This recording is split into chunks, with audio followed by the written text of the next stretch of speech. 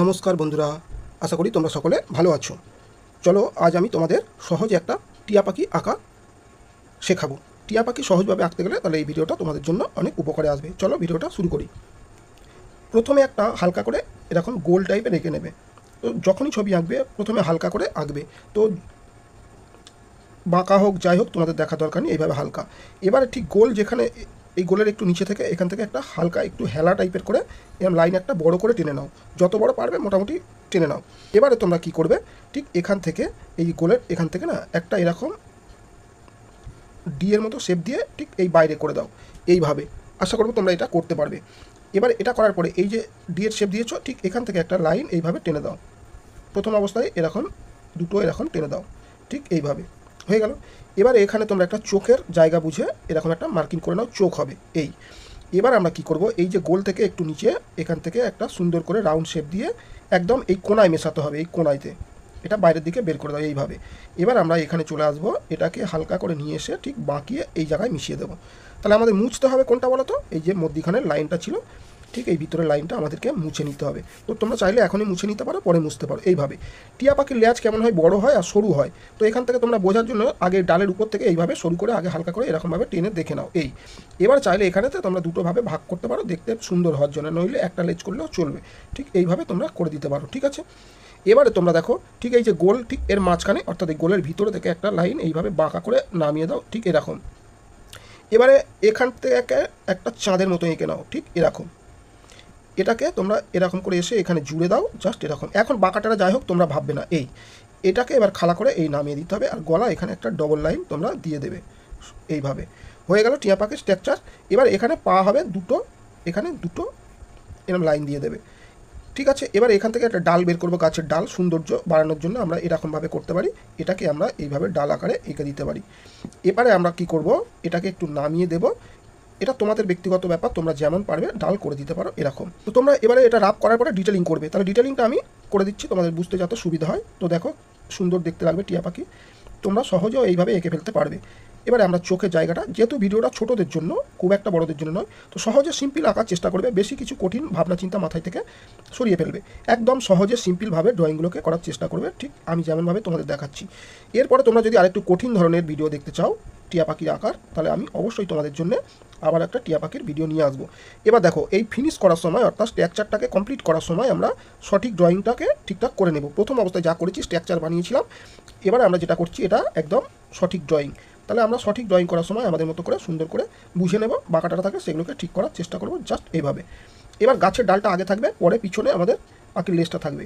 তোমরা চাইলে গাছের ডাল আগেও করতে পারতো। এবারে কাটা ডাল দেখাচ্ছি আমি, বেশি কিছু করলাম না, জাস্ট এইভাবে এটাকে এখান থেকে ডাল দেখাচ্ছি এই। তাহলে এখানে পা থাকবে এরকম না, দুটো জাস্ট এরকম দিয়ে দাও, বেশি দেওয়া লাগবে না। প্রথম অবস্থায় দুটো দাও, পরের ভিডিওতে আমরা যখন শিখবো পা আরও বেশি আঙুল দেওয়ার চেষ্টা করবো। তো এখন তোমাদের এইসব নিয়ে মাথা ঘামাতে হবে না, চিন্তাভাবনা ছাড়ো, সহজভাবে আগে আঁকাটাকে শিখে নাও কীভাবে টিয়া পাখি আঁকবে। ধাপে ধাপে এগোও, অবশ্যই তোমরা ভালো ছবি আঁকতে পারবে। তো আমি তোমাদের আরও ভিডিও নিয়ে আসবো টিয়া পাখি নিয়ে, সেখানে আরও ছবি দেখাবো। এখানে আমরা দুটো পাতা আমি এঁকে দিচ্ছি, তোমরাও চাইলে এঁকে দিতে পারো, না হলে দরকার নেই। শুধু শুকনো ডাল, শুকনো গাছেও টিয়া পাখি বসে, তো এইভাবে আমি দুটো পাতা এঁকে দিলাম। এই ডালটাকে আর করছি না, এখানে শুকনো ডাল হিসেবে রেখে দিলাম। যেহেতু সহজে প্রথম অবস্থায় যখন আঁকবে তোমরা না, যে কোনো ছবিকে সবসময় অল্প কিছু দিয়ে আঁকবে, বেশি কিছু অ্যাড করবে না ছবিতে। সবসময় সিম্পলভাবে ছবি করার চেষ্টা করবে, তাহলে তোমার ছবি নিঃসন্দেহে ভালো হবে এবং সুন্দর সঠিক ছবি আঁকতে পারবে।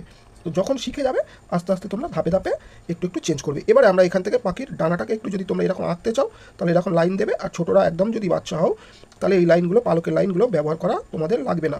তোমরা শুধুমাত্র ডানার শেপটা যে প্রথম অবস্থায় দেওয়া ছিল ওইটুকু দিলে চলবে।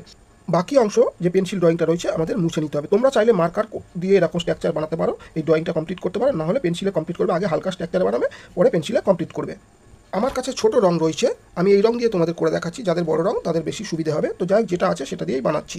টিয়া পাখির ঠোঁটটাতে আমি স্কেচ পেন ব্যবহার করছি, তোমরা চাইলে রঙে করতে পারো। ছোটো জায়গা আমি স্কেচ পেন কেন দিলাম, যাতে তোমরা ছোটোটা বানালে যাতে না বাইরে যায়। তবে তোমরা এই স্কেচ পেনের বদলে পরিবর্তে তোমরা গ্লাস মার্কিং ব্যবহার করবে, তাহলে বেশি ভালো। নিচের ঠোঁটটা কিন্তু আর লাল হবে না। তোমরা যদি জানি না লক্ষ্য করেছো কিনা, আমরা বেশিরভাগ ছোটোদের জন্য আঁকা শেখালে তখন দুটো ঠোঁটই লাল করে দিই, কিন্তু নিচের ঠোঁটটা কখনো লাল হয় না, কালো হয়। প্রত্যেকটা ভিডিওতে অল্প অল্প শেড দেওয়ার চেষ্টা করি, কেন যাতে যারা শেড দিচ্ছ তাদের যাতে ভিডিওটা উপকারে আসে। আর যারা শেড দিতে পারবে না, ছোট বাচ্চা যারা, তারা শেড দেওয়ার লাগবে না। তোমরা শুধু সিম্পল সবুজ কালার করবে, তবে লাইট গ্রিন।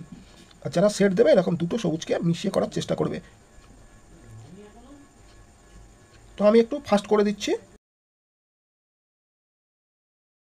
পেটের এই জায়গাটাতে আমি গাঢ় করছি, আমি যেখানে যেখানে গাঢ় করছি তোমরা শুধু ফলো করো, যে তোমরাও এইভাবে চেষ্টা করো। এখন প্রথম অবস্থায় কিছু বোঝা খুব একটা বেশি দরকার নেই, তো শুধু দেখে দেখে ফলো করো।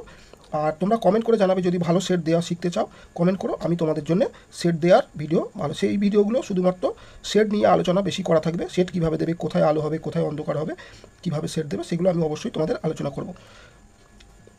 তো এইভাবে দেখো দুটো কালার মিশিয়ে যদি করতে পারো একটু দেখতে বেশি ভালো লাগবে। নইলে বললাম ছোটোটা যদি করো সিঙ্গেল একটা কালার তোমরা করে দেবে, শুধু হালকা সবুজ বা লাইট গ্রিন করে দিলে হবে। ডানার ক্ষেত্রেও তাই, আমরা এই পালকের জায়গাগুলোতে না আর পিঠের দিকটাতে একটু ডিপ অর্থাৎ গাঢ় করে নেব। ঠিক এইভাবে আমি যেখানে যেখানে দিচ্ছি গাঢ় তোমরা শুধু একটু ফলো রাখো। আমি খুব একটা বেশি শেড নিয়ে আলোচনা করছি না, যাতে তোমরা শেডের দিকে বেশি নজর গেলে ছবি আঁকতে গেলে তোমাদের মুশকিল হবে। আঁকাটা আগে ভালো করো, শেডটা অটোমেটিক আস্তে আস্তে অবশ্যই শিখবে। আমি তোমাদের পাশে রয়েছি, তোমরা কমেন্ট করো আমার ভিডিও তোমাদের কেমন লাগে, যদি ভালো লেগে থাকে কমেন্ট করো, পাশে থেকো, আমার চ্যানেলটা সাবস্ক্রাইব করে রেখো। কেন বলছি, আমি আরও এরকম ধরনের নতুন নতুন ভিডিও তোমাদের জন্য নিয়ে আসবো। আশা করব আমার চ্যানেল থেকে তোমরা যদি ড্রয়িংগুলো দেখতে থাকো তোমাদের আর কোনোদিন ড্রয়িং করতে অসুবিধা হবে বলে আমার মনে হয় না। তো যাই হোক, আর শেষে বলবো তোমরা ভিডিওটা যদি ভালো লাগে একটা লাইক দিও, আর অনুরোধ রইল শেয়ার দিয়ে সকল বাচ্চা তোমাদের মতো ছোট্ট বন্ধু যারা রয়েছে তাদেরকে দেখার সুযোগ করে দিও, যাতে আমরা সবাই মিলে সহজে সুন্দর ছবি আঁকা শিখতে পারি। তো এইভাবে দেখো আমি আগে গাঢ় জায়গাগুলোকে ঠিক দিয়ে নিলাম যেখানে যতটুকু প্রয়োজন। এবার বাকি অংশগুলো আমরা শুধু লাইট গ্রিন বা হালকা সবুজ দিয়ে ভরে দিচ্ছি। এটা হচ্ছে তোমাদের মূল কাজ। খুব একটা বেশি কিন্তু আমি খেটে খেটে সেট দিইনি, এখানে পরিশ্রম কম আছে, অল্পর প্রতি যতটা দেওয়া যায় আমি তোমাদের জন্য দিলাম। এর থেকেও বেটার অনেক ভালো সেট ধরে ধরে করলে অনেক ছবি সুন্দর দেখাবে, রিয়েল টিয়া পাখির মতো লাগবে। এগুলো ছোটোদের জন্য উপযুক্ত, যারা ড্রয়িং শিখছো অল্প অল্প সেট দিতে ইন্টারেস্ট, তাদের জন্য অনেক ভালো লাগবে।